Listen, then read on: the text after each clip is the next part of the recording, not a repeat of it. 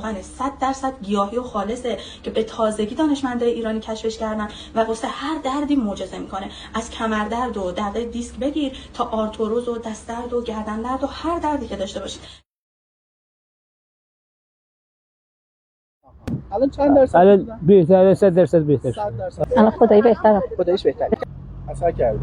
آره درد بابت رو کم کرده مدت. واقعیت داداش.